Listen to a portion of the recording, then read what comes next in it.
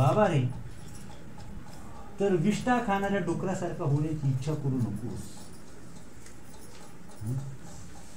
महात्मे, थोर महात्मे सांगतात काय का बाबा रे, विष्ठा खाणाऱ्या डुकरासारखा होण्याची इच्छा करू नकोस, तर सर्व बुद्धी दोषांना झुगारून दे. बुद्धीचे जे दोष असतात ते झुगारायचे असतात, ते बुद्धी दोष टाकायचे असतात, अंतःकरणाचे दोष टाकायचे असतात. अहो, पाहुणे यायचं असलं तरी घर आपण स्वच्छ करतो, मंत्री यायचं असेल तर सगळं गाव स्वच्छ करतो, पाहुणे यायचं असेल तर घर स्वच्छ करतो, आणि मंत्री यायचं असेल तर गाव स्वच्छ करतो का नाही? आणि देव यायचं असलं, देव जर यायचं असेल तर मग आपण घरातली घाण कुठे टाकतो? उकिरड्यात. का उकिरड्यातली घाण आणायची आणि घरात आणून टाकायची. एका बाई देखील उकिरड्यात गेली, ती सगळी घाण गमेलभर घेतली आणि गप्पा आली आणि सगळ्या फिसकायला घालून का आज लई मोठी पाहुणे यायची. काय लई मोठे पाहुणे यायचे. मग सगळी घाण घरातली सगळ्या घाणाची पद्धतशीर फिसकायची, प्लेन लेवल करून. मग घरातली घाण उकिरड्यात टाकायची, उकिरड्यातली घाण घरामध्ये आणायची. तुम्हाला चांगला वकील व्हायला, खूप श्रीमंत व्हायला, खूप चांगला डॉक्टर व्हायला, आमदार खासदार व्हायला सुद्धा अंतःकरणाची शुद्धीची गरज नाही. खूप श्रीमंत व्हायला, टाटा बिर्ला व्हायला, कारखानदार व्हायला, मंत्री व्हायला, आमदार व्हायला, खासदार व्हायला, डॉक्टर व्हायला, वकील व्हायला स्वच्छ अंतःकरणाची गरज नाही, पण जीवनमुक्त व्हायला स्वच्छ अंतःकरणाची गरज. खरं शाश्वत सुख भोगण्यासाठी स्वच्छ अंतःकरणाची गरज आहे. दुःख भोगायला स्वच्छ अंतःकरणाची गरज नाही. काय सांगितलं? दुःख भोगण्यासाठी स्वच्छ अंतःकरणाची गरज नाही. ज्याला दुःख भोगायचंय त्यांनी काय करायचं? आपलं अंतःकरण काय करायचं? पोराला पाहायला पाहुणे आले, मुलाला पाहायला, नवरदेवाला पाहायला पाहुणे आले, चांगले प्रतिष्ठित पाहुणे होते, आणि ह्या चिखलामध्ये 2-3 पलट्या खाऊन म्हणजे का लय मोठे पाहुणे येणार आहेत, जमेल का? कसं सोयरी जमेल? मग म्हणून एकच ज्याचा विषय जग नाही, ज्याचा विषय एक काही असतात त्यांचा विषय जग असतो, बद्धाचा विषय जग असतो. त्यानंतर जे निम्मे अर्धे असतात त्यांचा विषय जगही असतो, देवही असतो, पण भक्ताचा विषय देवच असतो, जग नसतो. आणि देवाची प्राप्ती फक्त भक्तालाच होते. जो मध्यम असतो, बद्धाला जगच असतं, मध्यम आहे त्याला देवही आहे, जग आहे, आणि जो जीवनमुक्त आहे त्याला फक्त देवच असतो. परंतु देवाची प्राप्ती मात्र जीवनमुक्तलाच होते. त्या मध्यमाला आहे त्याला नाही, आणि बद्ध आहे त्यालाही देवाची प्राप्ती नाही. आणि लक्षात घ्यायचं, देव आता इथं रुद्रावया आलो, इथं आपल्याला आता निश्चय करायचा आहे, निवडा करायचा आहे, निवडा करूनच जायचं आहे आपल्या धामाला. त्याशिवाय श्वास सोडायचा नाही, त्याशिवाय प्राण सोडायचा नाही, जीवनमुक्त झाल्याशिवाय, ब्रह्मस्वरूप झाल्याशिवाय, जन्ममरण टाळल्याशिवाय आणि ब्रह्मस्वरूप झाल्याशिवाय श्वास. पुष्पमाला चंदन इत्यादी कामपदाच्या ठिकाणी दोषदृष्टी ठेवणे इत्यादी उपाय कामाधिकांच्या त्यागाचे हेतू आहेत असे मोक्षशास्त्रात प्रसिद्ध आहे. यास्तव त्यांचाच तू आश्रय कर. भोगाचा, ह्या जगातील विषयांचा तू आश्रय करू नकोस. या विषयांचा अविचाराचा त्याग कर. काय सांगितलं? असा कामुक, अशा इत्यादी पदार्थाच्या ठिकाणी दोषदृष्टी ठेवणे इत्यादी उपाय कामाधिकांच्या त्यागाचे हेतू आहेत, हे मोक्षशास्त्रात प्रसिद्ध आहे. यास्तव त्यांचा आश्रय करून सुखी हो. आणि म्हणून कोणाचा आश्रय कर? तर विवेक वैराग्याचा आश्रय करून. काम चांगला नाही म्हणून ज्याला एकच ज्याचा विषय येतो त्यांचा झाला नारायण. त्यांचा विषय एकच विषय असतो, इतकंच तुला सांगतो. म्हणून स्वच्छ सर्वांग. आता नामदेव महाराजांना अहंकार झाला, मी लय देवाचा मोठा भक्त.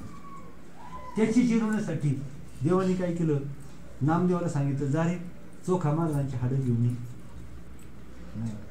चोखा मार. नामदेव महाराज अहंकार होता. मी लय मोठा बघतो, मी लय देवाचा आनंद बघतो आणि देव माझ्यासाठी लय वेडे होतात. आणि खरं सांगू तुम्हाला, जेव्हा नामदेव महाराज जेव्हा तीर्थयात्रेला निघाले, ज्ञानदेवाने विचारलं विठ्ठलाला, ज्ञानेश्वर महाराज भेटले नामदेव महाराजांना, मला तीर्थयात्रा करायची आहे, मला तीर्थयात्रेला जायचं आहे. आणि म्हटलं मग आनंदाची गोष्ट जावं नाही, तू पाहिजे माझ्या बरोबर, आपल्याला जायचे तीर्थयात्रेला. म्हणजे माझं काय नाही, तेव्हा तिकडं हायकोर्टला जाऊन विचारलं, म्हणजे हायकोर्ट ही माझी तिथं आहे, हायकोर्टला मग मला निर्णय घेता येत नाही, हायकोर्टाकडे जा. हायकोर्ट म्हणजे कोणतं? भगवंताकडे जा. म्हणजे माझं काय नाही. मग ज्ञानेश्वर महाराजांनी भगवंताने विचारलं, नामदेवाला नेऊ का? माझ देवाला चक्कर आली, अक्षर मूर्छित होऊन देव पडले. नामदेव जाणार म्हटल्यानंतर देव मूर्छित होऊन पडले. अहो, आयुष्य कोट्यावधी मोलाचं आहे, तुम्हाला काय सांगू, कोट्यावधी मोलाचं नरदेह आहे. नरदेह दुर्लभ जाणार, रे तुम्ही वासुदेव वासुदेव म्हणा, काय नरदेहाची किंमत. आणि मग देवाला अगदी मूर्छित होऊन देव पडले. मी याला म्हणायचं, मन जगात येऊन जन्मात येऊन काय करावं? श्रीमंती खोटी, गरिबी खोटी, दुःखही खोटं, सुखही खोटं, इथं सत्य आहे फक्त ज्ञान. संसारही खोटा आणि तुमचे बाकीचे उद्योग काही कामाचे नाहीत. ते काय करतात? अज्ञानाचे बंध दूर करतात. हे असं करायचं आहे, अज्ञान आपल्याला तोडून टाकता येईल. सिंहानं जसा लोखंडी पिंजरा तोडावा तसं आपल्याला या अज्ञानाच्या बेड्या आपल्याला तोडायच्या आहेत, नाही का? अज्ञानाचे बेड्या आपल्याला तोडायचे आहेत. मग सांगितलं आपला आता विषय का कसा बघत असतो. मग नामदेव महाराज जरा समजून तुम्हाला. मग नामदेव महाराज गेले, ते म्हटले आता आता किती दिवस झाले त्याला हाळ पडलेली आहेत, तिथे एक माणूस मेला का? किती माणसं, 5-50 माणसं तिथे शेकडो माणसं मिळली. आणि नामदेवाच्या हाडी मला देवा कशी काय सापडायची तिथे? म्हणे तू असं कर, हाडं जी पडली आहेत ना त्यातलं एक हाड उचलायचं, ते कागद लावायचं, त्याच्यात विठ्ठल विठ्ठल ध्वनी निघाल ना, ते नाम आपलं चोखा महाराजांचं आहे. त्याला काय वाटलं नाही. मग काय वाटलं नाही त्याला. पण आता देवाने सांगितलं म्हणलो गेला, जिथं ती हाडं पडती तिथं गेला, एक हाड घेतलं, मग हाड घेतलं, काळाला लावलं, त्या हाडातून आवाज पांडुरंग हरी वासुदेव हरी, पांडुरंग हरी वासुदेव हरी. हो, हाडकातून आवाज येत होता, हाडकातून ध्वनी निघत होता. मग नामदेव महाराज तिथं गलित गात्र झाले. एक त्यांचा हाड एवढं भजन करीत होतं, आपल्या परमार्थाचा काय अर्थ नाही. आणि तसाच उद्धवाला अहंकार होता, मी लय देवाचा अनन्य भक्त, देवाचे माझ्यावर प्रेम, देव माझ्याशिवाय दमच काढत नाही, थांबवतच नाही, पुढे जायचं झालं का पहिलं मला घेतल्याशिवाय निघत नाही, लय माझ्यावर प्रेम आहे. अहंकार झाला, माझ्यावर लय देवाचं प्रेम. देवाने सांगितलं अर्जुनाला बोलू ना, नाही अरे द्रौपदीला बोलू ना, गेला बोलायला. तर अर्जुन तिच्या मांडीवर डोकं ठेवून झोपला होता द्रौपदीच्या. त्यांनी सांगितलं द्रौपदी तुला देवाने बोलवली ताबडतोब चल. ती म्हटली अर्जुन झोपले, त्यांनी झोपवले. ती म्हटली का तो म्हणला काय काळजी करू नको, मी डोकं देतो. आणि त्याने अर्जुनाचं डोकं उद्धवानं आपल्या मांडीवर घेतलं. द्रौपदी बाहेर गेली, तिथं कृष्ण कृष्ण कृष्ण ध्वनी निघत, एका एका रोमातून कृष्ण कृष्ण ध्वनी निघत होता. म्हणून परमार्थ म्हणजे श्रवण महत्वाचं असतं. आणि मी तुम्हाला 1000 वेळा सांगितलं, तुम्ही आलाय कशा करता? आत्मज्ञानाच्या प्राप्तीसाठी. परमेश्वरानं नरदेह दिला. मग राजानं घोड्यावर बसावं, हत्तीवर बसावं का गाढवावर बसावं? राजानं कशावर बसावं? हत्तीवर बसावं का घोड्यावर बसावं का गाढवावर बसावं? एका वेळेला घोड्यावर नाही बसलं तरी चालेल, हत्तीवर नाही बसलं तरी चालेल, पण घोड्यावर बसावं, पण गाढवावर मुळीच बसू नये. माणसानं काय करावं? परमार्थ करावा का भोगामध्ये अडकून पडावं? मनुष्य देहामध्ये येऊन आपण जीवनमुक्त व्हावं, अनन्य भावानं भक्ती करावी का अगदी रंगून उड्या मारून संसार करावा? 3 गोष्टी सांगितल्या. हत्तीवर बसावं, का घोड्यावर बसावं का गाढवावर बसावं? मग जीवनमुक्त होऊन भक्ती भजन करावं, कानाने भावानं भजन करावं, का उड्या माराव्यात संसारात? काय करावं? नाही तुम्हाला जीवनमुक्त होता आलं, कानाने भावानं भजन करा. परंतु संसारातल्या उड्या कामाच्या नाहीत, कामाच्या नाहीत. परवा दिवशी आपलं रेकॉर्ड मध्ये ऐकली, आपण ऐकलं, आठवतं तुम्हाला? होय, आठवतं का? नाही, आपण रेकॉर्ड मध्ये असं ऐकलं का मुलगी माहेरून सासरी गेली.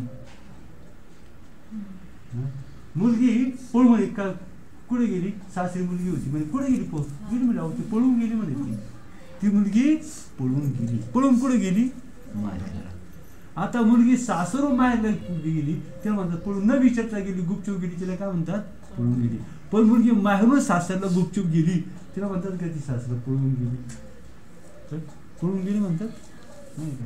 एक म्हातारी होती, तिची मुलगी, तिचं वय झालेलं आणि तिच्या जो एक 20-22 वर्षी तिची मुलगी होती, ती आपल्या आईबरोबर म्हातारीबरोबर ती राहत होती.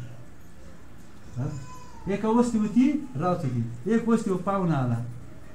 म्हाताऱ्या म्हणलं, आजीबाई आजच्या दिवस मी राहू का? म्हणजे सोयी करशील, मला फक्त आसरा दे, मी सकाळचं उठून जाईन. म्हणजे राहा बाबा. म्हणलं काय? म्हटले काय मला शिळीपाकी अर्धी एक भाकरी असली तरी चालत. म्हणजे त्या अंगामध्ये गोदे टाकून झोपून नाही का? म्हणजे बाबा सर तू कुठला काय? म्हणून तुझं नाव काय? म्हणून माझं नाव नवरा.